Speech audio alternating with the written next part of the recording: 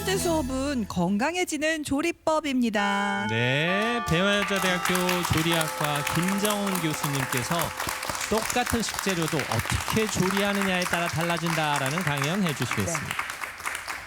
네, 오늘 살림의 주제가 오늘 강연의 주제가요. 살림의 고수잖아요. 네. 살림의 고수하면 우리가 매일 해먹는 또 음식을 만드는 것 빼놓을 수가 없죠. 네. 또 음식을 해먹을 때도요. 사실 건강한 음식 하면은 맛이 없을 수도 있는데 오늘은 건강하면서 또 맛까지 잡을 수 있는 그런 요리를 조리법을 좀 알려드리도록 하겠습니다. 네. 보통 건강하면 맛 없는데. 그렇죠. 싱겁고 하나도 맛도 없고. 네, 이제 같은 식재료라도 더 맛있게 할 수 있는 방법이니까요. 끝까지 지켜봐 주시기 바라고요. 네. 그럼 제가 좀 질문 하나를 먼저 하겠습니다. 우리나라 사람들이 가장 자주 많이 먹는 식재료가 뭐라고 생각하세요? 아니 우리가 당연히. 주식이 밥인데 당연히 쌀 아니겠어요? 그렇죠? 네, 잘 맞추셨습니다. 정답이죠. 네, 정답이라고 생각을 하시겠지만 네. 사실 최근에 좀 위협이 있습니다. 네, 지금 이제 표를 한번 보시게 되면요, 한국농촌경제연구원에서요, 23년 네, 우리나라 국민 1인당 육류 소비량을 보시면 60.6kg이고요. 또 쌀 소비량은 56.4kg이에요. 작년에 바뀌었네. 네, 육류랑 쌀이 그냥 바뀌었죠. 어머나. 그리고 이미 2022년도에 보면은요, 육류가 쌀보다 소비량이 많다라는 것을 이 표를 통해서도 알 수가 있으니까요.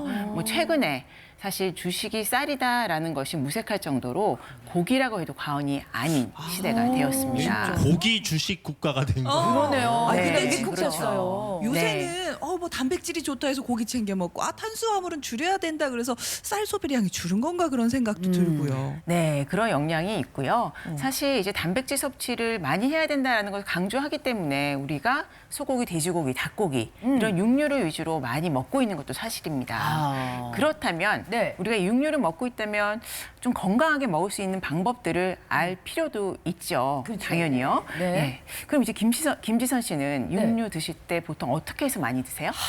역시 석쇠에다가 네. 숯불 밑에다가 깔아놓고 이게 구워야지 치치 해가지고 앞뒤에 살짝 이렇게 해가지고 싹 먹어야지 그래야지 맛있죠. 불만 그렇죠. 못 따라가죠. 네. 네, 맞습니다. 사실 불맛 맛있죠. 네. 저도 참 좋아하기는 하는데 사실 불에 구웠을 때 위험한 유해 물질이 발생을 하게 되거든요. 네, 예를 들어서 네. 우리가 이제 불판에 고기를 구웠을 때 소나 돼지고기, 닭고기를 150도씨 이상에서 구우게 되면은요, HCA라는 유해 물질이 발생을 하게 되고요. 또 고기를 태우거나 또 불에 구우면서 연기가 확 올라와서 그을리게 되면은요, PAH라는 유해 물질이 또 발생을 하게 됩니다. 이러한 유해 물질이 우리 몸 안에 들어오게 되면은요, 또 우리 몸 안에서 암 발생 위험률이 또 높아지게 됩니다. 그렇기 때문에 우리가 조리법을 굉장히 신경 쓰셔야 되는데요. 아니, 그렇다고 고기를 안 먹을 순 없잖아요. 그렇죠. 저 고기 안 먹고 못 살아요. 네. 네. 저도 고기 참 좋아해서 고기를 포기할 수는 없죠. 네. 또 단백질 섭취하기 위해서 아주 효율적인 방법이기도 하기 때문에 포기할 수는 없는데 우리가 이제 조리법을 조금만 바꿔보시면 돼요. 쪄서 드시거나 또 삶아서 드시게 되면은 이런 발암 물질이 거의 발생을 하지 않습니다. 네, 그래서 제가 이제 예를 들어서 좀 설명을 드리자면은요, 일본 장수 국가로 아주 손꼽히는 오키나와라는 지역이 있는데요. 여기에서 만드는 돼지고기 요리는요, 돼지고기를 많이 먹거든요. 삶아서 조리거나 또 삶아서 찌거나 이런 방법을 번갈아 가면서 사용을 하기 때문에 먹는 방법에 있어서 유해물질이 거의 발생하지 않는다라고 볼 수가 있고요. 또 우리가 또 지중해식 식단에서 굉장히 많이 알려져 있잖아요. 이 지중해 식단을 보시더라도요, 구워 먹는 요리는 거의 없습니다. 그래요? 네. 그리고 이제 한국에 이제 장수를 하고 있는 지역 또 장수하고 계시는 분들이 좋아하는 음식들을 한번 조사를 해봤어요. 네. 그랬더니 삶은 돼지고기 요리를 좋아한다라는 대답이 나왔고요. 즉 구워서 먹는 요리가 여기에서는 하나도 나가지 않았다는 것이 다 세 가지 공통적인 특징이라고 할 그럼 수 뭐 있습니다. 우리도 수육 먹죠. 뭐 물에 팔팔 끓여가지고 고기 그렇죠. 야근하게 만들어가지고. 아니 근데 근데 어떤 물에 물에 너무 끓이면 이게 좋은 게 다 물로 빠져나갈까 봐. 아니 그것도 그렇고 네. 어떤 분들은요 나는 물에 빠진 고기는 절대 절대 안 먹지 먹어? 않는다 그렇지. 이런 분들도 있어요. 그래, 맞아요. 네, 그럼 그렇죠. 어떻게 해요? 예. 지금 이 세 분이 말씀하신 내용들을 제가 다 모아서 네. 아주 효율적이고 또 맛있는 방법으로 알려드리도록 할게요. 방법은요. 네. 물에 끓이지 않고요. 무수분 조리법이에요. 무수분 조리법이요? 수분이 없다고요? 없든. 그러니까 아니 물을 수분이 없는데 어떻게 돼지고기가 이거예요? 말이 안 되죠. 그렇죠. 물을 한 방울도 넣지 않는 방법인데요. 제가 여기 이제 만드는 방법을 잠깐 소개를 해드리도록 하겠습니다. 네. 제가 준비를 했는데 뭐 너무 간단하기 때문에 이렇게 간단하게 설명만 드려도 바로 해드실 수가 있어요. 자, 냄비에 일단 여기 지금 오늘은 양파, 당근, 또 사과가 들어갔고요. 네. 뭐 사과가 대파 이렇게 파란 부분 남아 있으면 대파 채우셔도 되고요. 네네. 이렇게 채소를 빼곡하게 채우신 다음에 네. 올리브 오일 한 바퀴 휙 둘렀어요. 네. 그래야만 달라붙는 걸 좀 막아줄 수 있기 때문에. 네. 그리고 여기에 어. 지금 돼지고기 앞다리살에 네. 칼집을 넣어서 통마늘을 집어 넣었거든요. 아 통마늘 그리고 넣었어요? 네, 요 안에 네. 쏙쏙 집어 넣었습니다. 어. 이 월계수잎 2장 척 얹어가지고 얹어서? 요거를 지금 아까 채소 쭉 깔아준 냄비에다가 올려주시는 거예요. 그리고 자, 물 안 부어요? 물은 한 방울도 안 들어가요. 어머. 그리고 여기 그래요? 뚜껑을 덮으셔야 돼요. 뚜껑 네. 꼭 덮어야 돼요. 네, 뚜껑을 꼭 덮으셔야지 이 채소 안에서 수증기로 수분이 쫙 올라오기 때문에 선생님 한번 자, 보여주세요. 보여드릴게요. 자, 이렇게. 그 재료 위에다가 그냥 고기만 얹어가지고 네. 뚜껑 덮어서 조리만 하면 되는 거예요? 네. 와, 그때 쉽다. 이제 중요한 포인트가 한 가지가 있는데요. 네. 이렇게 이제 간단하게 준비를 하시고 나면 불의 세기는 약한 불에 하셔야 돼요. 아, 네. 약불이에요. 중불도 아니고요? 네. 처음에 살짝 냄비가 데워질 때까지는 중불로 하셔도 되는데 그 이후부터의 조리 과정은 약불로. 네. 그래서 20분에서 고기 크기에 따라 30분 정도를 약한 불에서 우리가 밥 하실 때 뜸 들이는 정도 있죠? 네네. 약불에서 하시면 됩니다. 하긴 센 불로 하면 채소가 다 타버리겠네요. 그렇죠. 수증기가 올라오기 전에 채소가 타버리기 때문에 우리가 어떤 원리라고 생각을 하시면 되냐면 사우나 들어가셔가지고 서서히 우리 몸안에서 땀이 나오잖아요. 채소에서 땀이 나오게끔 약한 불에서 서서히 뚜껑을 넣고 익혀주시면은 30분 정도 지나면 뚜껑을 딱 열게 되면 채소도 부드럽게 익혀 있고요. 또 고기도 촉촉하고 또 물에 빠지지 않았기 때문에 네. 고기의 맛이 농축이 되어서 훨씬 진한 맛을 느낄 수가 있습니다. 오늘 저녁은 수육이네. 그래요? 네. 오늘 아, 저녁은 근데 수육이야. 궁금한 게 무수분? 네. 무수분. 수육. 근데 요새 막 무수분 하는 냄비들 막 비싼 거 많이 있거든요. 그쵸. 예, 냄비 아무거나 해도 돼요? 네. 사실 뭐 이 냄비 아니면 안 돼라는 말 많이 들어보셨을 텐데 너무 얇은 냄비만 아니면 뚜껑만 있는 냄비면 어느 냄비든 가능합니다. 네, 그래서 어려워하지 마시고요. 네네. 한번 집에 있는 냄비 뚜껑을 찾으셔가지고 덮어서 해보시기 바랍니다. 네. 네. 이거 좋다. 재밌다. 그렇죠. 예. 네. 아, 진짜 당근도 들어있고 네. 영양소도 많이 들어있겠어요. 그리고 네. 저 조리 다 된 다음에 저 채소도 같이 먹어요? 네, 채소로 같이 드시면 좋은데 제가 오늘 이렇게 종류 3가지를 넣은 이유가 다 있습니다. 물론 집에서 이제 흔하게 구하실 수 있는 재료이기도 한데 오늘 넣은 당근 같은 경우에는요.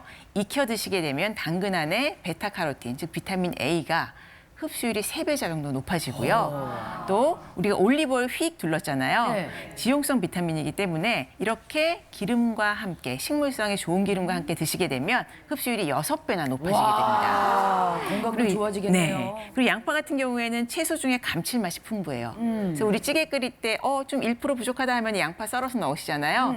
이 양파는 썰어 넣어서 같이 드시게 되면은 감칠맛과 풍미가 올라오기 때문에 사실 좀 싱겁게 드시고 건강하게 먹어야 되겠다라고 생각을 할 때 이런 감칠맛 성분이 들어있는 채소 사용을 하시면 좋은데 특별히 소스를 찍어 드시지 않더라도 굉장히 만족하게 감칠맛을 느끼면서 드실 수가 있습니다. 알겠습니다. 아, 고기 제대로 먹는 법 네. 들어갔고요. 예. 자, 다음은 뭘 먹을까요? 네.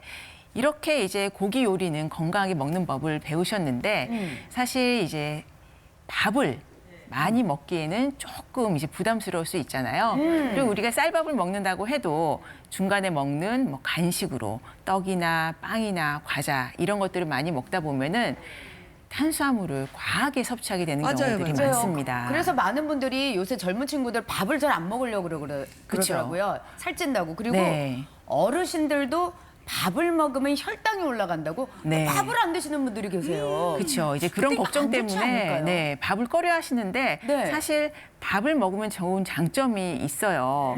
흰밥을 먹게 되면은 곁들여서 우리가 뭐 반찬을 그치. 고기나 달걀이나 생선이나 이런 것들을 먹고 채소까지 먹기 때문에 아주 밸런스를 맞추어서 함께 식사를 하실 수 있다는 장점이 있고요. 네. 그렇기 때문에 밥을 좀 꼭 챙겨 드셨으면 좋겠는데 그렇다면 혈당을 좀 올리지 않으면서 건강하게 밥을 먹을 수 있는 방법이 무엇인지를 좀 제가 그런 게 알려드리도록 있을까요? 하겠습니다. 네. 뭘까요? 여러분들 아마 밥을 할 때 밥을 먹었는데도 혈당이 잘 안 올라가는 방법이 있다면 무엇일까 고민을 하면서 밥을 해보셨을 텐데 저항성 전분이라는 것을 밥에서 생겨나도록 만들어주는 방법이거든요. 아니 그냥 밥인데 저항성 전분 그게 뭔데 어떻게 밥에서 생겨나요? 그렇죠. 일단 이제 말을 보시면 저항을 하는 거예요. 네네. 흡수되지 않도록. 그래서 저항성 전분 만드는 방법은 아주 간단합니다. 밥을 만드신 다음에 이 밥을 한번 식혀서 냉장고에서 12시간 정도를 그냥 찬밥이 되도록 넣어두시는 거예요. 갓한 밥을? 다 한 밥을. 아, 네네. 네. 냉동실 말고 냉장실. 네, 냉장실입니다. 어. 냉장실에 넣어두게 되면은 이 탄수화물 자체가 소장에서 흡수되지 않고 대장의 미생물에 의해서 흡수가 되는 분비가 되는 이러한 구조의 저항성 단백질, 저항성 탄수화물로 바뀌게 되거든요. 네네. 그러면서 혈당은 천천히 올라가고 아. 또 우리 몸에 흡수가 되면서 소화되는 속도는 느려지기 때문에 사실은 포만감도 오래 유지가 되고요. 밥을 먹었을 때 혈당이 급격하게 올라가는 것을 또 막아줄 수가 보통 있습니다. 밥솥에 오래 두는 거 싫다고 냉동실에 한 공기씩 맞아요. 나눠서 얼리시잖아요. 그렇죠. 그러면 안 생겨요? 네, 그렇게 되면은요, 사실 이 저항성 저항성 탄수화물은요, 이 구조가 천천히 뭉쳐져가지고 저항성을 띠게 되는 것이기 때문에 급격하게 냉각을 시키면 뭉쳐지는 움직임이 생겨나지 않기 때문에 저항성 단백질로 변화가 되지 않습니다. 그럼 저항성 전분을 만들려면 냉장고에 네. 12시간 정도 넣어야 되는데 그럼 냉장실. 네. 어떻게 찬밥 먹어요? 저항성 전분 같은 경우에는요, 한번 만들어지게 되면은 가열을 다시 하더라도 쉽게 사라지지 않습니다. 그래요? 네. 그러면 렌즈에 다시 데펴 먹어도 되는 거예요? 다시 데펴서 따뜻하게 드셔도 저항성 전분을 드실 수가 있는 거죠. 그럼 일명 이게 어떻게 보면 살 안 찌는 밥이 되는 거네요. 네, 맞습니다. 뭐 만들기 어렵지 않으시죠? 많이 먹어야 네. 되겠다. 이거 만들어가지고. 우와, 이거 네, 건강하게 밥 먹는 이야. 법 알아봤고. 당뇨로 네. 혈당 걱정하시는 분들은 유용한 맞습니다. 정보예요. 자, 네. 다음엔 또 뭘 먹을까요? 네, 그리고 우리가 이제 채소 요리를 할 때 네. 보통 뭐 나물을 하거나 그럴 때도요, 물에 팔팔 끓인 물에 데쳐가지고 사용을 하잖아요. 네. 그러면은 수용성 비타민 같은 거 이 물에 다 빠져버리겠죠. 그리고 찬물에 헹구거나 그 물을 마시진 않잖아요. 그렇죠. 네, 그래서 사실 이 수용성 비타민으로 빠져나가는 부분이 아까운 거예요. 그래서 오늘은 이것도 마찬가지로 무수분으로 나물을 하는 방법을 좀 알려드릴 텐데 오. 이때도 물을 한 방울도 사용을 하지 않습니다. 어떻게 그럴 수 어떻게 있지? 그럴 수가 있을까요? 여기도 당근 깔고 사과 깔고 양파 깔아야 되나요? 밑에다가? 그렇죠. 그런 것까지 다 깔면 사실 나물로 금방 해서 드실 수가 없잖아요. 네. 그래서 오늘 간단한 방법을 알려드리자면 사실 제일 적합한 거는 무라든지 콩나물, 숙주 같은 수분은 좀 많으면서 쓴맛이 없는 재료들은 나물로 할 때 적당하고요. 예를 들어서 뭐 머위라든지 쓴박이라든지 이런 쓴맛이 나는 나물들은 좀 적합하지 않으니까 피해 주시는 것이 좋습니다. 네. 우선 냄비에 무채랑 콩나물 켜켜이 쌓은 다음에요. 다진 마늘도 좀 넣으시고 소금 간장 살짝 하신 다음에 약한 불에서 이것도 한 7분 정도 가열을 하시는데 뜸 들이는 정도 약한 불로 하시면 되고요. 다 완성이 되면 한 1분 정도 뜸을 들이신 다음에 뚜껑을 열고 여기에 예를 들어서 뭐 나머지 양념들 있잖아요. 참기름이라든지 깨소기름이라든지 다진 대파라든지 이런 걸 넣고 이 냄비 하나에서 슬쩍 버무려 주시면 완성입니다. 와, 네. 진짜 간단하네요. 설거지도 많이 들지 않죠. 네, 그대로 그냥 거기서 다 하는 거예요. 네, 이 냄비 하나로. 영양분은 지키면서 제대로 네. 맛있게 먹을 수 있다. 네, 그렇습니다. 좋다. 사실 뭐 데치는 게 제일 쉽긴 쉽죠. 근데 크게 어려운 일은 아니네요. 그렇죠. 크게 어렵지도 않고요. 사실 설거지거리도 줄어들고 불도 약하게 하기 때문에 가스비도 줄일 수 있고요. 네, 맞습니다. 그리고 우리가 이제 마지막에 한 가지 더 알려드릴 텐데 기름을 많이 사용을 하게 돼서 사실은 튀김이 아닌데도 볶음 요리 같은 거 할 때 열량이 높아지거나 또 많이 먹게 되면은 살이 찌지 않을까 걱정을 하시는 분들이 있을 텐데. 은근히 기름 많이 들어가요. 볶을 네, 때. 맞아요. 그리고 사방에 기름이 튀잖아요. 네, 맞아요. 그래서 기름을 사용하지 않고 또 볶음 요리를 하는 방법을 알려드릴 텐데 기름 대신에 물을 사용해 줄 겁니다. 아니 물로 뭐가 볶아져요? 그렇죠? 맛이 없을 것 같은데. 그러게. 맛이 없을 것 같은데 오늘은 네. 맛있게 하는 방법 알려드릴 텐데 일단 이제 냄비를 올려놓으시고 그런데 중요한 거는요. 팬을 먼저 달구시면 안 돼요. 물을 넣었을 때 확 튈 수 있기 때문에 네. 물로 볶으실 때는 차가운 냄비에 물을 먼저 넣으시고요. 그리고 가스불을 켜주세요. 불을 켜주신 다음에 그 다음에 오늘 이 당근을 볶아볼 건데 당근을 채 썰어가지고 물에 볶습니다. 그럼 볶다 보면 수분이 좀 날아가겠죠. 네. 그리고 나면 여기에 이제 양념을 하신 다음에 마지막에 불을 끄고 올리브 오일이라든지 참기름 같은 거 넣어주시고요. 마지막에 고명으로 뭐 피스타치오 제가 지금 올리긴 했는데 뭐 단백질도 풍부하고 불포지방산이 풍부하기 때문에 피스타치오 올리셔도 되고 집에 있는 견과류들 다져가지고 올리셔서 마지막에 마무리를 해주시면 됩니다. 네. 아니 저는 기름 없이 물로도 채소를 볶을 수 있다는 얘기를 저는 처음 들었어요. 네. 그거 해봐야 되겠어요, 그렇죠? 그러니까 오히려 기름을 써도 네. 조리한 다음에 쓰라는 거잖아요. 그렇죠. 불다 기름도 끄고. 안 튀고 또 기름의 온도도 올라가지 않기 때문에 유해물질도 발생하지 않습니다.